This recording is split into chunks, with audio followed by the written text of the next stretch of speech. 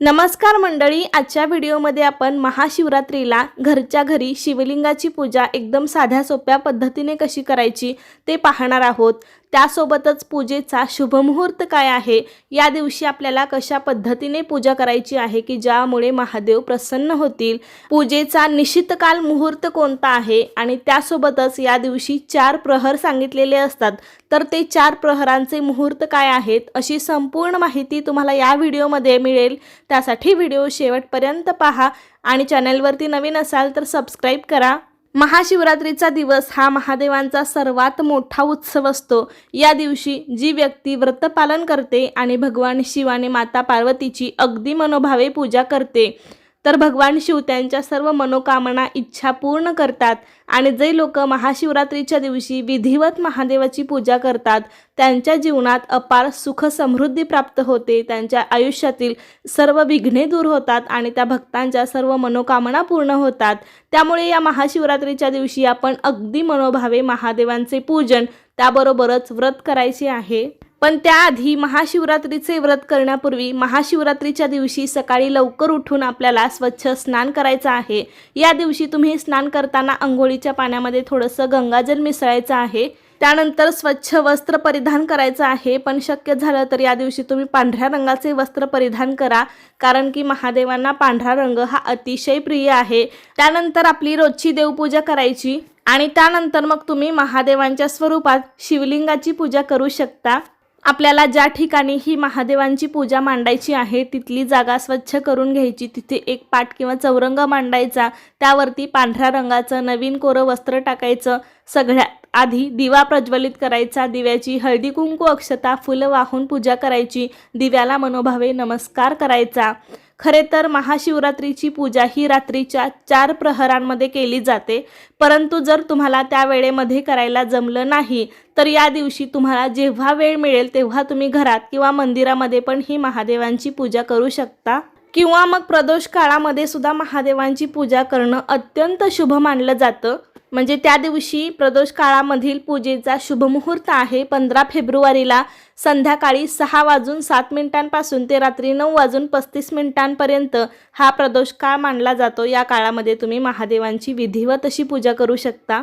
आणि जर तुम्हाला या वेळेमध्ये जमणार नसेल तर मी मगाशी सांगितल्याप्रमाणे सकाळी आपली रोजची देवपूजा झाली की मग तुम्ही ही शिवलिंगाची पूजा पण करू शकता। असंही महादेवांना भोळा शंकर म्हणलं जातं, त्यामुळे आपण मनापासून केलेली पूजा भक्ती त्यांच्यापर्यंत नक्कीच पोहोचते आणि ते आपल्या सर्व मनोकामना पूर्ण करतात आणि आपल्यावरती प्रसन्न होतात। पूजा करताना आपलं दीपपूजन झाल्यानंतर आधी आपल्याला गणपती बाप्पांची पूजा करायची असते, त्यामुळे गणपतीला आधी विधिवत पाण्याचा पंचामृताचा अभिषेक करून घ्यायचा।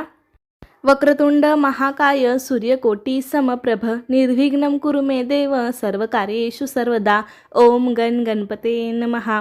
पाटावर थोड्या अक्षता ठेवून मी गणपती बाप्पांची स्थापना करून घेतली। त्याचबरोबर आपल्या सर्वांच्या घरामध्ये माता अन्नपूर्णेची मूर्ती पण असते। अन्नपूर्णा म्हणजे साक्षात पार्वती मातेचंच रूप आहे, त्यामुळे या दिवशी आपल्याला माता अन्नपूर्णेची पण विधिवत अशी पूजा करायची आहे, कारण या दिवशी गणपती बाप्पा, पार्वती माता आणि महादेव यांचे एकत्रित पूजन केले जाते। अन्नपूर्णा मातेला पण आपण स्वच्छ पाण्याचा पंचामृताचा अभिषेक करायचा। ओम अन्नपूर्णा देवे नमः, ओम अन्नपूर्णा देवे नमः, किंवा तुम्ही एखादा पार्वती मातेचा मंत्र पण म्हणू शकता, कारण या दिवशी भगवान शिव आणि माता पार्वतीचा विवाह झाला होता, त्यामुळे या दिवशी भगवान शिव आणि त्यांची पत्नी माता पार्वतीची पूजा केली जाते। यावर्षी रविवार दिनांक 15 फेब्रुवारी 2026 रोजी महाशिवरात्री साजरी केली जाणार आहे। निशित कालात महाशिवरात्रीचं शिवपूजन केलं जातं, तर निशित कालाची वेळ ही 15 फेब्रुवारीच्या उत्तर रात्री 12:30 ते 1:20 आहे। या निशित कालात महाशिवरात्रीचं शिवपूजन केलं जातं, महादेवांची उपासना सेवा केली जाते। त्याचबरोबर रात्रीचे जे 4 प्रहर सांगितलेले असतात त्या 4 प्रहरांमध्ये जागरण करून शिवपिंडीचे पूजन केले जाते। तर दरवर्षी महाशिवरात्रीच्या 4ही प्रहरांची वेळ ही वेगवेगळी असते, तर ही 4ही प्रहरांची वेळ किंवा मुहूर्त मी तुम्हाला पुढे सांगणारच आहे। पण त्यापूर्वी आपण गणपती बाप्पांची स्थापना केली होती, तर त्यांची आधी हळदी कुंकू अक्षता फुलं वाहून पूजा करायची, दुर्वा अर्पण करायच्या, गणपती बाप्पांना गुळ खोबऱ्याचा नैवेद्य दाखवायचा आणि त्यानंतर मग आपण पार्वती मातेची म्हणजेच अन्नपूर्णा मातेची पूजा करायची आहे। अन्नपूर्णा माता असेल तर आपल्याला ती तांदळामध्ये ठेवायची असते। अन्नपूर्णा मातेला हळदी कुंकू अक्षता लाल फूल त्यानंतर शृंगाराचे साहित्य देखील अर्पण करायचं आहे, कारण या दिवशी भगवान शिव आणि माता पार्वतीशी विवाह झाला होता, त्यामुळे माता पार्वतीला सौभाग्य अलंकार अर्पण करणं खूप शुभ मानलं जातं। आणि त्यानंतर मग या दिवसाची मुख्य देवता महादेव यांची आपण विधिवत पूजा करायची आहे।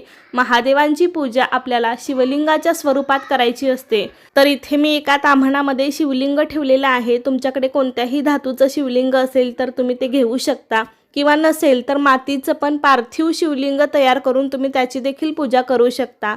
सर्वात आधी आपल्याला शिवलिंगावरती पाण्याचा अभिषेक करायचा आहे। महादेवांना जलाभिषेक अत्यंत प्रिय आहे। साधा जलाभिषेक केला तरी सुद्धा महादेव आपल्यावरती प्रसन्न होतात। शक्य झालं तर त्या पाण्यामध्ये तुम्ही थोडंसं गंगाजल मिसळू शकता, कारण शिवपूजेत गंगाजल हे फार महत्त्वाचं असतं। त्यानंतर आपल्याला दुधाचा अभिषेक करायचा आहे। शक्य असेल तर गाईचं कच्चं दूध घ्यावं, किंवा तुम्ही पंचामृताचा पण अभिषेक करू शकता, किंवा पंचामृतासाठी लागणारे जे काही आपण 5 पदार्थ वापरतो जसे की दूध, दही, साखर, मध, तूप या 5 साहित्यांचा वेगवेगळा असा अभिषेक पण तुम्ही शिवलिंगावरती करू शकता। अभिषेक करताना मात्र ओम नमः शिवाय या प्रभावी मंत्राचा जप आपल्याला सातत्याने करायचा आहे। संपूर्ण पूजा होईपर्यंत आपण मंत्र जप करत ही पूजा करायची आहे। शिवलिंगाला अभिषेक केलेलं पाणी मात्र आपण तुळशीला घालायचं नाही, इतर कोणत्याही झाडांना घालू शकता, किंवा तीर्थरूपी प्रसाद म्हणून सुद्धा तुम्ही घेऊ शकता।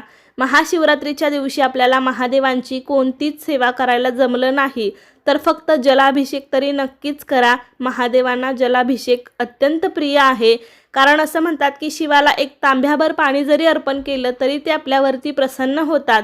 त्यामुळे या दिवशी आपण साधासुद्धा पाण्याचा अभिषेक मात्र करू शकता।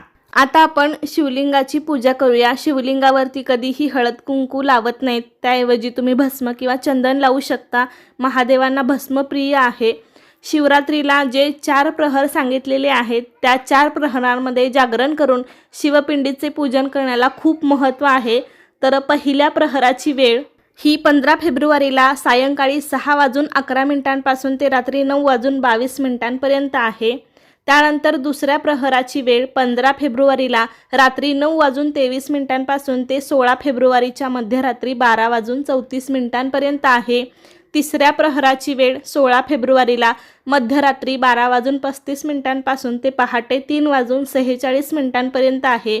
आणि चौथ्या प्रहराची वेळ ही 16 फेब्रुवारीला पहाटे 3:46 ते सकाळी 6:59 आहे। या ज्या काही 4 प्रहरांच्या वेळा दिलेल्या आहेत त्या वेळेमध्ये शिवपूजन करणं शुभ समजलं जातं।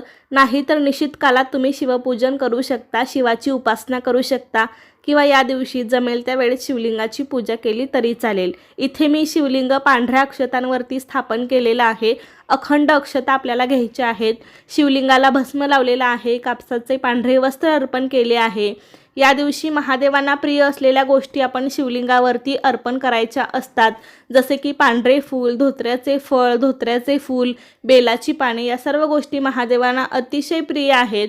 यापैकी काही नाही मिळाले तर एकतरी बेलाचे पान शिवलिंगावरती नक्की अर्पण करा। बेलपत्राशिवाय शिवलिंगाची पूजा अपूर्ण मानली जाते, त्यामुळे एकतरी बेलाचे पान शिवलिंगावरती नक्की अर्पण करावे। 3 पानाचं असं बेलपत्र घेऊन ते आपल्याला पालथ शिवलिंगावरती वाहायचं असतं। तुम्ही 3, 5, 7, 11, 51, 108 या प्रमाणामध्ये पण बेलपत्र शिवलिंगावरती वाहू शकता।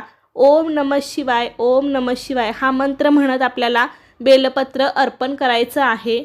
तुमच्याकडे रुद्राक्षाची माळ असेल तर ती पण आपण शिवलिंगावरती अर्पण करू शकतो। रुद्राक्ष सुद्धा महादेवाला प्रिय आहे। आणि अशी सगळी विधिवत पूजा झाली की आपल्याला नैवेद्य दाखवायचा आहे। नैवेद्यामध्ये तुम्ही फळे, खडीसाखर, दूध, पंचामृत अशा गोड पदार्थांचा नैवेद्य दाखवू शकता। शेवटी आपल्याला धूपदीप ओवाळायचा आहे, मनोभावे नमस्कार करायचा आहे, शंकराची आरती करायची आहे।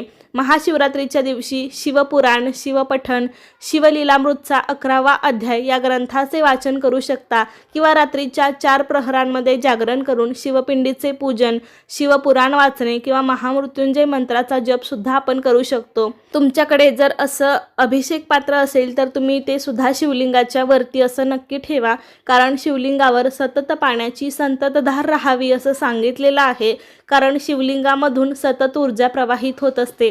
त्यामुळे आपण जर असं शिवलिंगावरती पाण्याची धार ठेवली तर ही ऊर्जा शांत होते। त्यामुळे जर तुमच्याकडे असेल तर असं अभिषेक पात्र नक्की ठेवा, यामुळे शिवलिंगामधून होणारी प्रवाहित ऊर्जा शांत होते। आणि शेवटी आपल्याला मनोभावे नमस्कार करायचे आहे। आपल्या ज्या काही इच्छा असतील त्या पूर्ण होण्यासाठी महादेवांकडे प्रार्थना करायची आहे। तुम्ही जर मनापासून पूजा केली तर महादेव तुमच्यावरती नक्कीच प्रसन्न होतील आणि आपल्या सर्व मनोकामना, इच्छा पूर्ण होतील। तर तुम्ही पण येत्या महाशिवरात्रीला अशी शिवलिंगाची विधिवत पूजा नक्की करा। तर कसा वाटला तुम्हाला आजचा व्हिडिओ मला नक्की सांगा। आवडला असेल तर लाईक करा, अनेक लोकांना शेअर करा आणि असे छान छान व्हिडिओज पाहण्यासाठी आजच आपल्या अन्वीज मराठी कॉर्नर या चॅनेलला सबस्क्राईब करा। धन्यवाद।